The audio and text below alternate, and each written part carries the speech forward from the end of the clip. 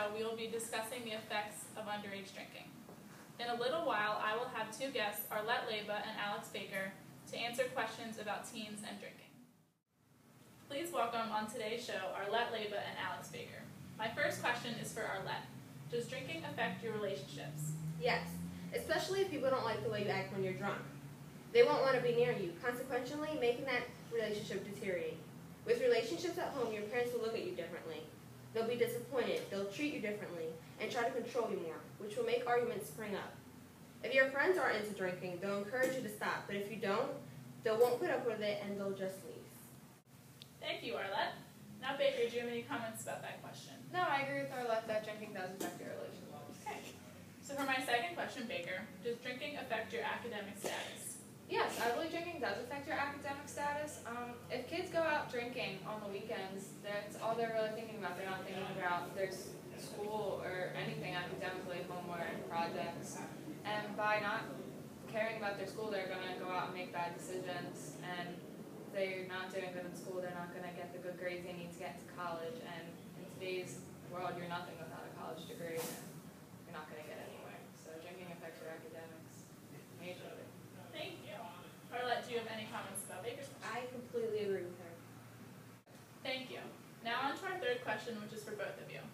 Do you agree or disagree that it is the responsibility of the host of the party where there is alcohol to provide either a place to sleep or transportation for the guests that are too intoxicated to drive? Arlette, first response. No, I don't think that, because the host is throwing the party.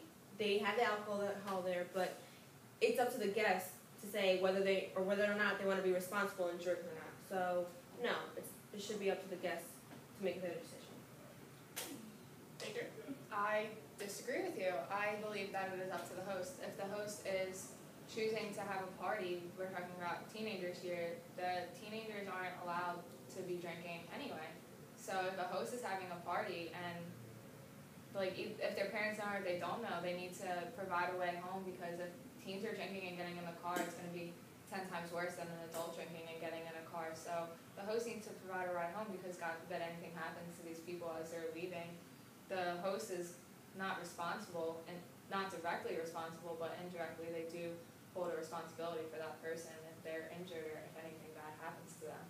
So the host does need to provide a place to sleep or other transportation. Thank you both for being on the show today. And for everyone else, please stay tuned for a clip involving a school-wide approach against teen drinking. Thank you. I, Tracy Cadgan. I, You're right. Bilal Gillard. I, Genesis Rolla. I, Francine Matias. I'm Miranda. I, Elena. I, Will McHugh, pledge to abstain from drinking alcohol. I promise to remain sober until such a time that I am able to drink legally. I promise to stay away from drinking at parties and to be responsible and act as a designated driver for those students who choose to drink. I pledge to avoid endangering both my own life and the lives of those around me. I pledge to be a role model for my fellow classmates and to not give in to peer pressure. Furthermore, I pledge to drink responsibly when I am of the age to drink legally. Underage drinking is one of the largest problems in America today. Many of the students have access to alcohol and tend to group together at parties while drinking illegally. Many of us do not understand the consequences that are tied together with underage drinking.